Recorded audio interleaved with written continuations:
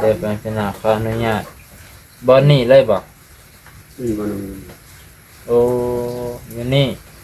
ห้อนทางในบอกเก็บซื่อๆแต่บ่ได้ห้อน บ่ได้ฮู้ โอ้ เจ็บแบบเสียบเข้าไป โอ้ นะ เก็บแบบเสียบเข้าไปเลยนะครับโดยแขนสั้นนี่เพิ่นมีหลายแล้ว โดย แต่ว่าแขนยาวอ่ะคันว่าแขนสั้นหลายตัวก็หลายตัวเลยเพราะน้องเห็นอยู่เทิงหลายเลย แต่ว่าแขนยาวเนี่ยบ่ค่อยเห็นตัวเพิ่นใส่อันนั้นไว้ มีตัวเดียวตากะโล ได้ก็เลย กับแม่จักได้อันส่งค่าเครื่องนี้ ส่วนขาครึ่ง สมมุติว่า โดยประมาณนี้แต่ว่ามันบ่ได้หัดแบบนี้ดอกนะ บ่ได้หัดได้หยังดอกสมมุติว่าลูกพาเพิ่นไปแกงกอกแกงแกกระนุ่งแต่อันนี้ก็ละอายเขาเลยว่า โดยให้แม่เพิ่นก็ว่าแบบนี้ถ้ามว่าดีบ่มันโอกาสดีน่ะมันน้อย แต่ว่ายับยั้งน่ะได้อยู่ โดย ได้ยินแต่เสียงหางเสียงน่ะมีแต่แบบนี้ว่ายับยั้งบ่ให้มันหนักหันได้บ่ให้แบบบ่ให้สั่นแห้งน่ะพอได้ไปให้มันดีขาดไปโอ้แกงละไมเพิ่นอันนี้เพิ่นยังบ่ทันอันนี้แหละเพิ่นเป็นเพิ่นปรุงอยู่นี่ก่อนปรุงอยู่นี่แหละเพิ่นสิเอาลงหม้อลงเตามันก็ซ้ำกันนั่นแหละแต่ว่ากระเทียมมันเบามันก็เลยลอยขึ้นเนาะ โดย3หัว 3 หัว มะนาวหน่วยหนึง มะนาว ขิงก็ประมาณ3นิ้ว ปีจะไล่แขนสั่นของเพิ่นไปเพิ่นน่ะนะสบายดีลุงอาจอีกเที่ยวหนึงเด้อไปเพิ่นน่ะ สบายดีเด้อ สบายดี เด้อ สบายดี เด้อเป็นไง โดย ในต่างประเทศทักทายกันยามมื้อเช้าๆเนาะบ่เช้าก็เลยสวยได้เติบแล้วเนาะ กินข้าวกินน้ำด้วยเนาะ เดี๋ยวเขากิน เรียบร้อยแล้วบ่น้องมาแต่เช้าได้มื้อนี้ เมื่อกี้ก็ถามเกี่ยวกับอันนี้แหละเพิ่นน่ะถามเป็นเรียบร้อยใน EP แรก EP 2สิถามเกี่ยวกับยาเพิ่นนั่นแหละเรื่องยาเจ้านี่เจ้าซื้อกินอยู่ไสแต่ก่อน แล้วเฮาซื้อกินอยู่เมืองไทยได้บ่อยู่เมืองลาวมีบ่ค่อย นี่ อยู่เมืองลาวนี่บ่ข่าวบ่ฮู้เด้อแต่อยู่เมืองไทยมันมีอีกยี่ห้อหนึง อ๋อ แต่ยี่ห้อตัวที่ว่าผู้ใหญ่เพิ่นซื้อให้นี่ผู้ค้าบ่ได้ซื้ออยู่เมืองไทย เลย ยี่ห้อนั้นก็เฒ่าแก่เพิ่นซื้อให้ดอกกันนะแต่ผู้ค้าบ่ได้ซื้อเอง เฒ่าแก่เคยเห็นงานนำกันนี่บ่ เฒ่าแก่เพิ่นอยู่พุ่นแล้วเฒ่าแก่ผู้ค้าอยู่พุ่น เอา เพิ่นซื้อมาให้กิน เด้อ เพิ่นพาไปกวดแล้วเพิ่นก็สั่งมาให้ แต่ใครแน่บ่อา ก็ กาก ร ระตุ้นไว้นั่นแหละบ่น้องคือผู้ค้าว่าเอาแต่ยารักษามันบ่มี ยับยั้งไว้ซื่อ ยับยั้งให้มันอยู่ ครับ อยู่ให้เฮาบ่กินแล้วมันก็เริ่มขึ้น ๆ มา มันสิแห้งขึ้นกว่าเก่าเนาะแต่ว่า นี่กับผู้ค้าบ่ได้กินมานี่ก็ตั้งแต่เดือน12ตั้งแต่เดือนธันวา ปีกายนี่เนาะสิครบปีเลยได้นี่อีก4 เดือน5 เดือนนี่ก็โอ้แสดงว่าอยู่ไทยน่ะมียากิน แต่มันคนละยี่ห้อกันกับ คนละ ที่ว่าเพิ่นสั่ง จ้ะ ที่ว่าผู้ใหญ่ใจดีเพิ่นสั่งมาให้ โอ้ผู้ใหญ่ใจคันผู้ใหญ่ใจดีมันสั่งจากต่างประเทศมันซ่าคนส่งเพื่อที่มาหอน้ำเป็นเดือน โดย มันบ่เคยไทยลาว โดย ไทยลาวอาทิตย์หนึง แบบที่ลูกกันแม่เว้าได้ เด้อ แม่เว้าได้ ว่าเลยเกี่ยวกับยานี้ โดย เอาก็ว่าได้ว่า คื ได้ นนี่อันแม่เห็นอันสมุนไพรอันของอันคำมวนเนี่ย อ๋อ คนกินเนี่ยมันดีหลายครับแม่ก็เลยบ่ได้ถามราคา โดย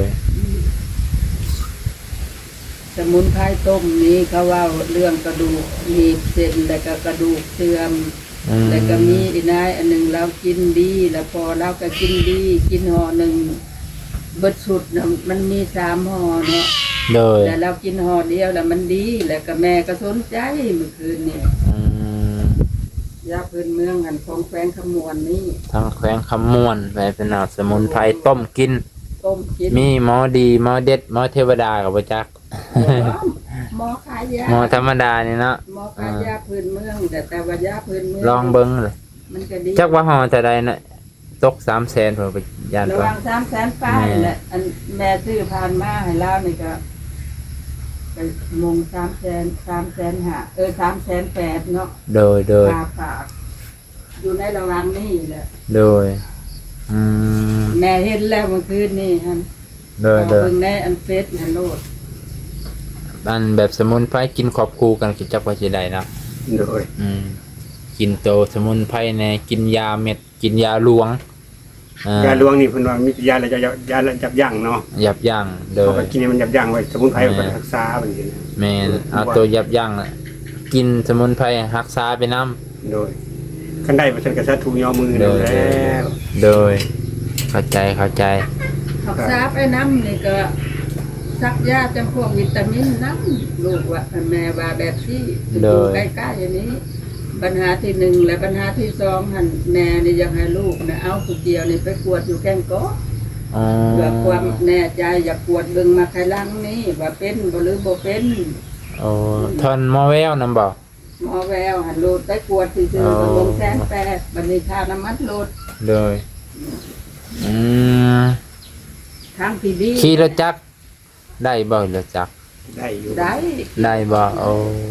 แม่อยากว่าเอาตัวนี้แล้วจะให้ เลย พาไปกวดและคันเฮ็ดอีสังก็เฮ็ดไปสิละแม่บอกว่านั่งนะแม่นั่งบ่ได้เจ็บแอวแล้วแม่อยากให้ไปเบิ่งว่ามีมักไข่ดอกไข่ลัง โอ้ หรือบ่ เดิน คันว่าเป็นมักไข่ลังแล้วเฮาก็สั่งยามักไข่ลังหันมาปัวดีมักไข่ยาดีมักไข่ลังนี่ดีแท้ดีว่า อ๋อ ของสมุนไพรนี่ โดยเป็นสมุนไพรอ่ะเนาะ โดยและเฮาเอาแบบนี้ก่อนแล้วยาหลวงหรือว่ายาต่างประเทศที่แม่นี่บ่เฮ็ดดี อืม บ่เฮ็ดดีเพราะว่าแม่ปัวมานี่ก็มันหลายแล้วมีแต่สมุนไพรทั้งหมด โดยอืมแสดงว่ามียาให้กินอยู่แล้วก็มีบายาสมุนไพรนำเพิ่นเป็นอ่ะ ยากินบ่มีบ่นม อยากกินบ่มีเดี๋ยวนี้ กินสมุนไพร อยากกินน่ะบ่มีคุมื้อนี้เนาะ ดีเลยล่ะ แต่ว่าคันให้ไปสั่งอาจจะมี โดย แถวห้องหมอของหมอเฮานี่โอ้บ่แน่ใจเนาะ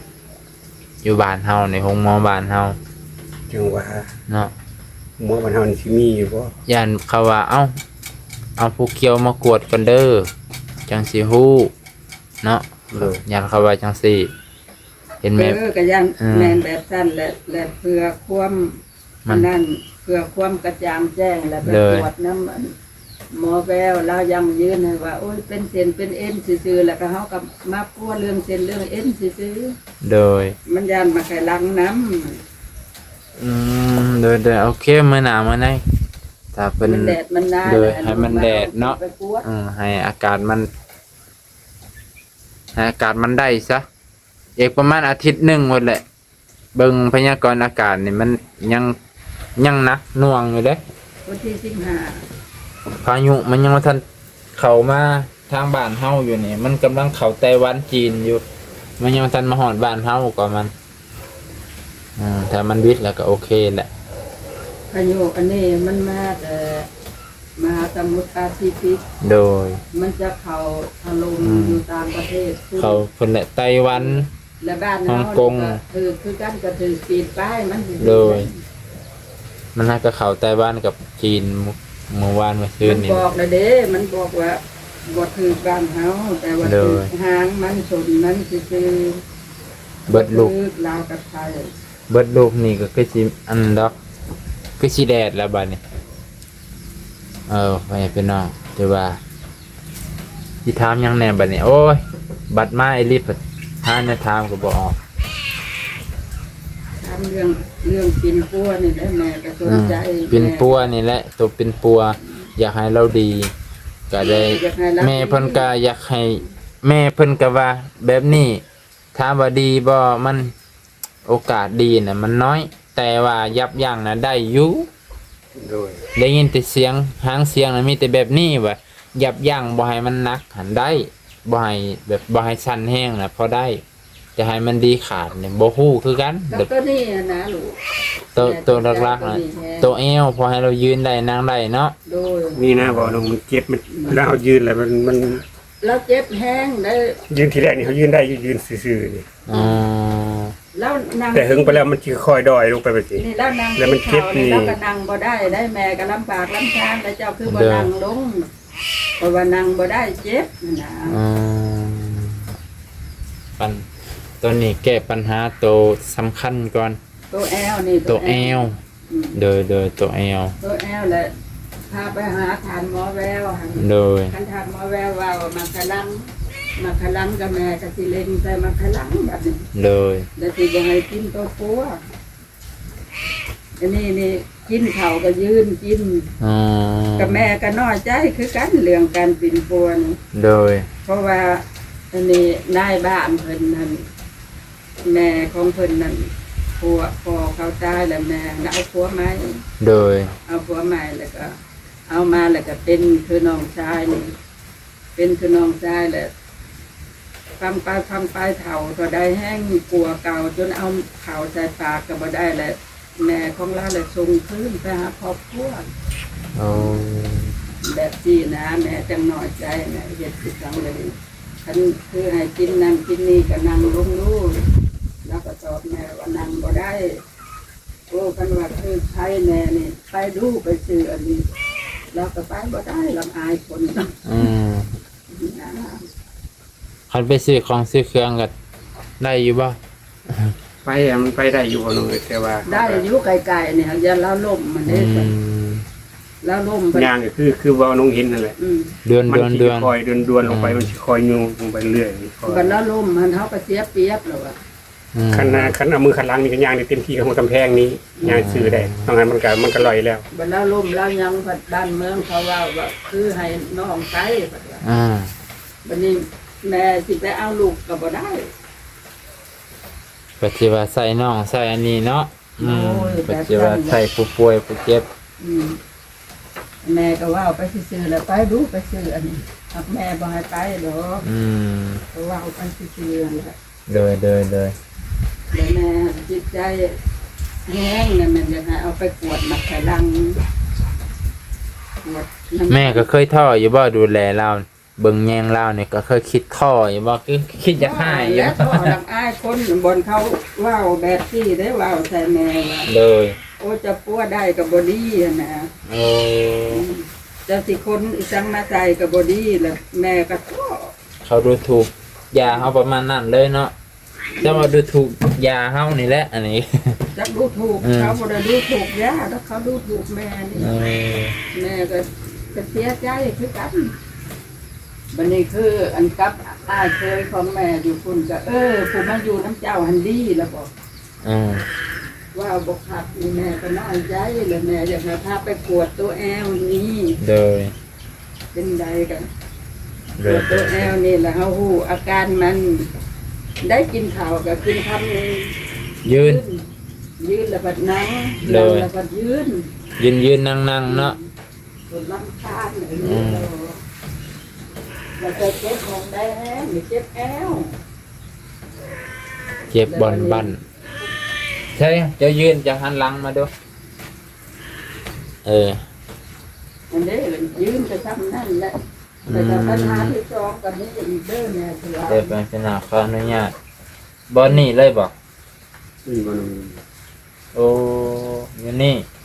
ห้อนทางในบอกเก็บซื่อๆแต่บ่ได้ห้อน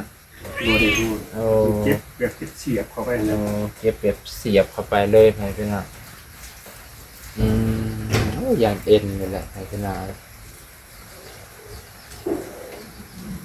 ขนาดหมักโอ้โหกันหมักไข่ลังช่วงนี้บ่หมักไข่ลังช่วงนี้จ้ะอันนี้มันลงหลุมหน่อยหนึงไพเป็นอ่ะฮะผู้ใด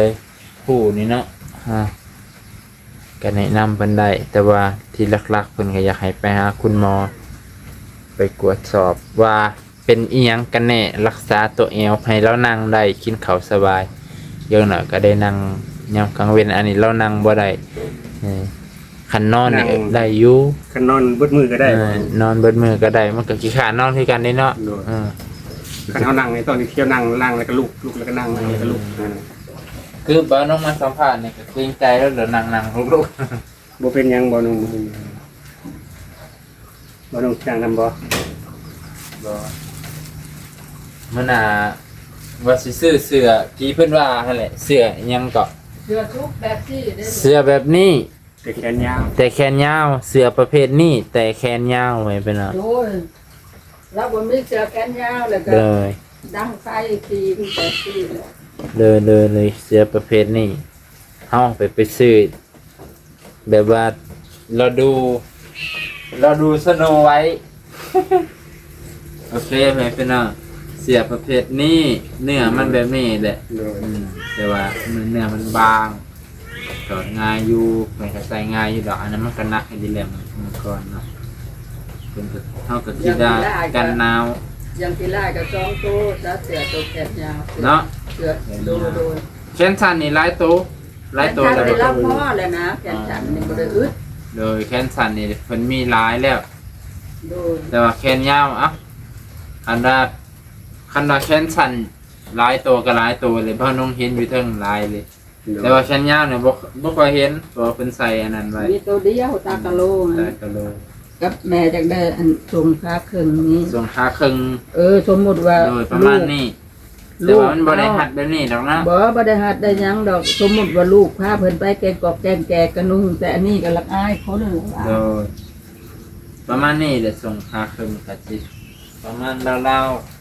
ๆก็บ่ฮู้ว่าจักพันไปพี่น้องสิไปเบิ่งก่อนแต่ว่าตัวเสื้อนี่คันว่าเสื้อแขนสั้นมีหลายตัวก็สิเอาแต่แขนยาวไปพี่น้องให้เพิ่นใส่แต่แขนยาวหนาวเจ้าก็หนาวอยู่บ่เป็นไดก็ได้ ลูก หนาวอยู่ บ่ได้ออกจากกองไฟบ้านนี่ก็บ่ได้อาบน้ำมันหนาวแห้งเลยแม่ว่าบ่อาบก็ยา เด้อ อันบัดนี้แม่เว้าได้บ่ ว่า ได้บ่ โดยว่าโลด อันนี้หมอยาเทวดานั่นอยู่บ้านโพไซ โอ้ โพไซอันใกล้บ้านดงโพสีนี่นะ ลงกุฏิรัก35นี่บ่ ดูแล้วบัดนี้หันเพิ่นว่าคันไซเพิ่นนั่นอายุ70ปลายปีอันพอขาขาวนั่น โดย แล้วได้เอามาใส่นังเตี้ยรักษามหันมัดเดียวเราก็ดีเลย การเป็นของเราหันได้9 ปีกับ3 เดือนอันเจ้าตีอันนั้น อืม นี่นะแม่พัวพันธุ์แล้วแม่พัวพันธุ์แล้วอันน่ะหมอเพิ่นว่าให้เอาผูกเกี่ยวหันมากวดบ่ได้ใช้เงินหลายดอกตัวนี้อันที่ใช้เงินหลายแต่เฮาขี่รถไปนี่ค่าน้ำมันหันนั่นน่ะตัวนี้ อันอยู่รัก35พุ่นหลวงปู่ศรีมันไปกวนนะบ่ บ้านโพไซ บันโพไซเนาะโพศรีดอก เขาเอิ้นว่าญา ทางใด ติ บ้าน ดา โพไซ เอาใจคนแล้วดีแล้ว เป็นยาแบบสมุนไพรคือกันบ่หรือบ่อันน่ะ เป็นสมุนไพรหักไม้ต้ม โอ้เด้อเป็นสมุนไพรคือกันเนาะโดยเข้าใจแล้วแฟนพี่น้องเอ้ยมื้อนี้ก็มาทวงมาถามแล้วก็แล้วกันมาถามเกี่ยวกับเครื่องนุ่งเครื่องใส่ของเพิ่นที่หลักๆก็คือยานั่นแหละยาเพิ่นนี่กับอยู่ลาวนี่บ่ฮู้ว่ามี เก้าอี้นะเก้าอี้ เอาตั้งเนาะยัง โดย ตั้ง เวลาเราสิฝึกนั่นอันแม่จังให้ยกขึ้นยกลงแบบที่ โดย ยกขึ้นยกลงถ้ามันมีเก้าอี้เราก็ที่นั่งอันนั้นอันนี้บัดเอาไปอิงเสาแล้วได้ย่อตัวนี้ลบไปลบมา โดย อย่างให้เราเฮ็ดแบบที่ เป็นตั้งพลาสติก อยู่บ้านเฮามันบ่ค่อยมีขายบ่มีขายเลยบ่แม่นบ่ค่อยบ่น้องก็บ่ได้ไปไกล ไม่มี เกียงกอกนี่มีบ่ มีแท้มี อ๋อ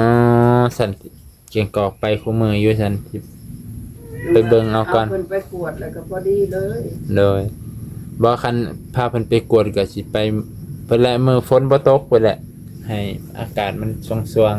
ๆอากาศมันแจ้งๆไป อันนี้ออกจากนี่บ่ตกเด้ขี่รถไปหน่อยหนึงนี่ตกกว่ามัน โดย ยาม เดี๋ยว นี้ นี้บ่ไปดอก โดย และแนวนี้ได้ลูกมันไปหาทานหมอแววอยากสะดวกนั่น โดย แล้วมันไปแต่เช้าได้ แม่นเมื่อนั้นลูก แต่เช้าว่า6 โมงแล้วไปฮอดพุ่นแล้วถือว่าเฮาได้เข้าคิวทำอิฐนี่ เด้อ แป๊บเดียวแล้วเรียบร้อยอืม ลูกเห็นอยู่มื้อนั้นป้าตวลูกไปแต่ฮอดพุ่น6 โมงกว่าคนเต็มแล้วคิดในใจเขาต้องมาตั้งแต่5 โมงกว่าพุ่นแหละ ก็แม่น พอ แม่ไปแล้วเทื่อก่อนแม่ไปพอดีก็ว้าวคือลูกแล้วไปฮอดพุ่น6 โมงกว่าคนเต็มเจือกเผือกอยู่ไปเรื่อยว่ะ คันคือลุงอ่านนี่ขอพิเศษบ่ได้บ่ว่าเพิ่นลุกนั่งยากก็สิบ่ได้บ่เนาะ แล้วก็ได้ โดยขอนำ ก็ได้ ขอ แต่ นำ แม่ เพิ่ ก็ น ยังขอพิเศษเพิ่นก็ยังแก้ไข โดยเฮาก็ซ้ำว่าเป็น ผู้พิการอีกแบบหนึง โดย นักซั่นเพิ่นก็สิอนุโลมให้ดอกทางโนเวลเพิ่นก็ไปพี่น้องมื้อนี้สิจบเพียงเท่านี้ก่อนจบ EP 2แม่เพิ่นกำลังเฮ็ดแกงหน่อไม้ลุงอาจสบายดีโดยมื้อหน้ามื้อในจังว่ากันไว้มื้ออื่นก็วันจันทร์แล้วเนาะจังว่าบางเทื่ออาจมีโอกาสได้ไปซื้อเสื้อมื้ออื่นสิซื้อให้เพิ่นเบอร์ L เนาะเสื้อ โดย เบอร์ L บ่แม่น XL เด้บ่น้องก็ลงตลอดเบอร์ L เสื้อเพิ่นแขนยาวแบบเนื้อบาง ลวงๆนะแล้วนุ่งเสือมีแต่ผิดแบบที่แม่บ่ เนื้ มา อแอลเลย อืม อยากให้มันโล่งๆบ่ โดยบ่ มีเลยมันแอลเลย ฮะ แอลเลย L บ่ใหญ่สุดบ่ L นะฮะ XL ได้ใหญ่สุดเนาะ แมนเอแอล XXL เลย ใหญ่สุด XL เนี่ยก็ใหญ่กว่านี้หน่อยนึงเนาะ เอแอลก็แอลเลยนี่ โอ้ ใส่พอดีเลย พอดีบ่นี่ยันว่าแม่เพิ่นอยากให้ลวงๆกว่านี้อยากให้ ผู้ใส่พอดี อันนี้น่ะทุกเสือกับโอ้ย ยากเลยเพราะว่า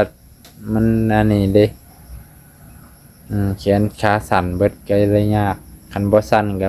บ่ยากดอก บ่แม่ยังให้ไปแก้ไขแม่ย่านี่ได้หรือบ่ได้ก็ ได้หรือบ่ได้ก็ให้เว้าให้กำลังใจ เพราะว่า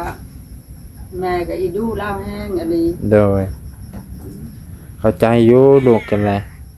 คันลูกไปทายก็บางเทื่อมันก็ไปทายซื่อๆเพราะว่าผู้เจตนาอยากซอย ดูเล่าฟังนะพอเพื่อเป็นกำลังใจ ก็ให้กำลังใจเพิ่นอยู่แหละมื้อนี้ก่อนก็ได้บางเทื่อเฮาไปทายแล้วมันบ่ได้แล้วเฮาก็อายเพิ่นคือกัน ก็แนวนั้นเลยก็ยังว่าจัง เนาะ ไปให้กำลังใจ ไปแล้วบ่มีหยังให้เพิ่นไปทายซื่อๆเฮาก็คือว่าอายๆแน่คันไปแล้วมีผู้รักผู้ใหญ่เข้ามาครับก็ผู้ไปทายก็มีกำลังใจผู้รับก็มีความสุขว่ามีความหวังตื่มอะนะคือกับลุงอาจมาทายแล้วมีผู้รักผู้ใหญ่เข้ามาเฮาก็ผู้ทายก็มี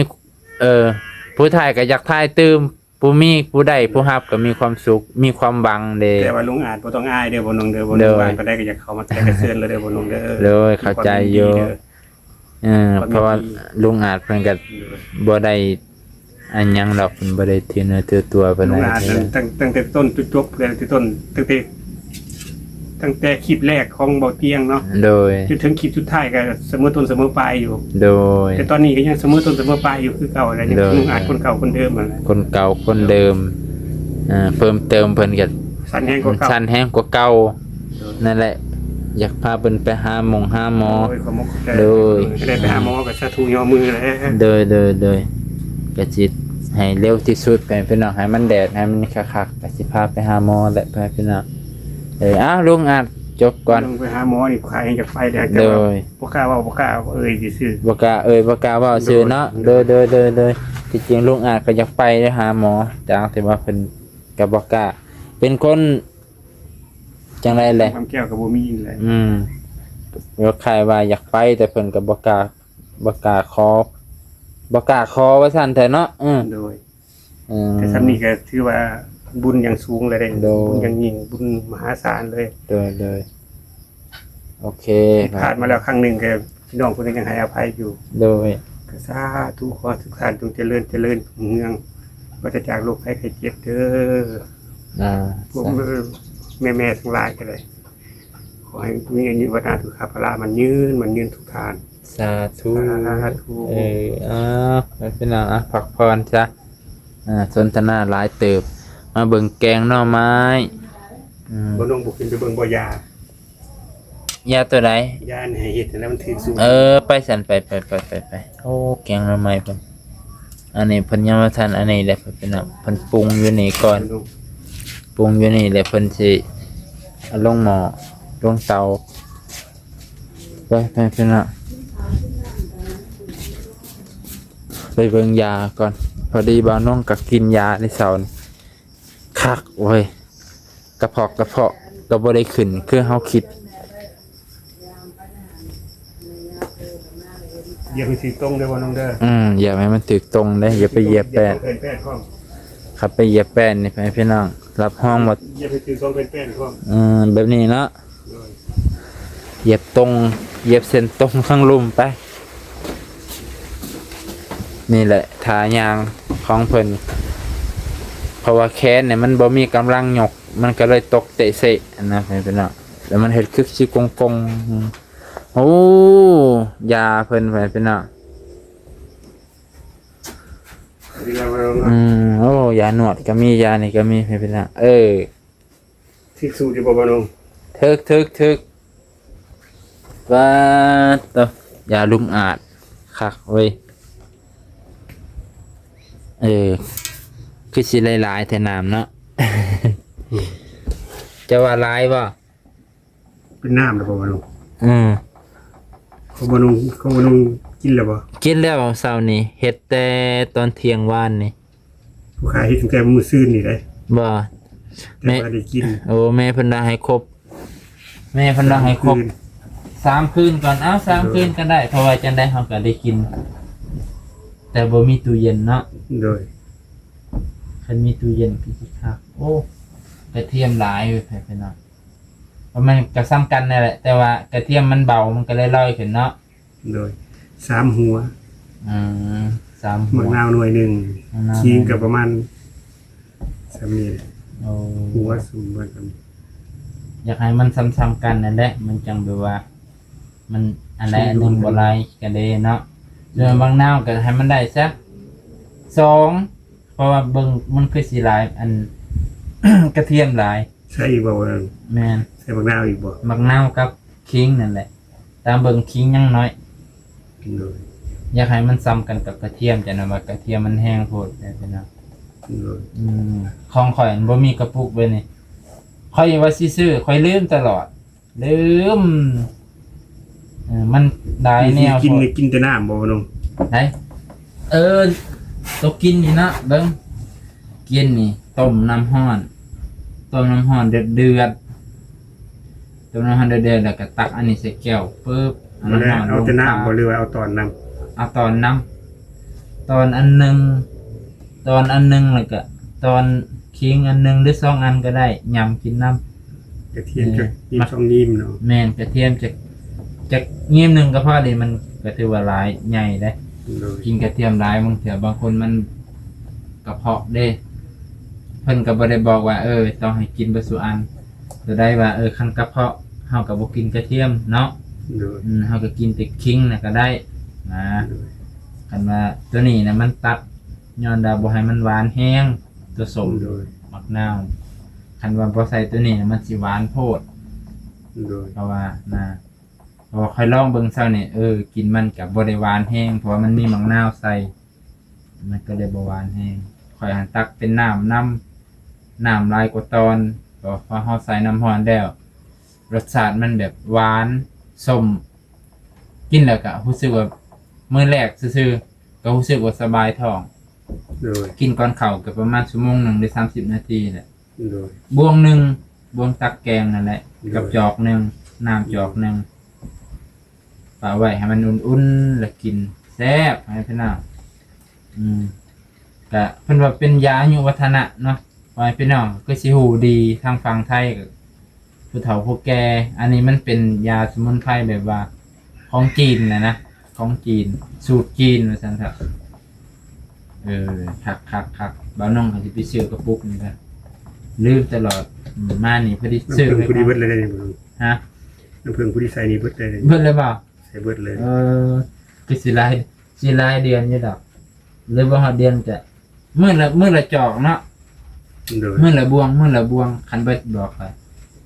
บัดค่อยมาหาพี่น้องผู้ใดมาติดโดนเนาะติดโดนแล้วมันก็หัวคือเขามันเป็นน้ำลกเจ้าเอากระซ้ำมาตรงไว้กระสันผืนมันสิผูก่อนอยู่เพื่อนข่อยแห้งตรงผุดกระซ้ำเต็มอยู่หัวคือกันมันเป็นทางกระเบื้องที่เขาเฮ็ดบ่ดีนะสร้างบ่ได้มาตรฐานหัวสะโอ้ยังว่าบ่เป็นหยังไปพี่น้องมื้อนี้ทั้ง2อย่างได้มื้อนี้มาถามอันนี้ก็ดีแล้วบ่ดีแล้วอ้าวดีไว้แท้ ต้มน้ำเกลือแล้วก็ใส่ยาบ่นุ่งซื้อมาให้ ต้มน้ำเกลือลายแนวใส่เนาะจักว่าดีจะได้แน่ แกว่าดีจะได้ดีนํกันเบิดทุกอ ดี ย่าง นำกันเบิดแบบมันกัดคือเข้าไปจนหนักเลยแบบนั้นแบบมันกัดแบบซ้ำกับคนเห็ดหน้าเป็นปีแล้วเนาะ โดย แต่จริงอ่ะแล้วห้าก็ลงน้ำเนี่ย2-3 เทื่อก็ไปจักแบบมันกัดฟ้าตัวโอเคให้เป็นหนังมันเนี่ย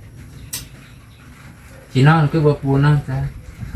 ฝุ่นมันหัวใส่อยู่ ฝนมันหัวเนาะมันยังเปียกไปเป็นหนังถ้า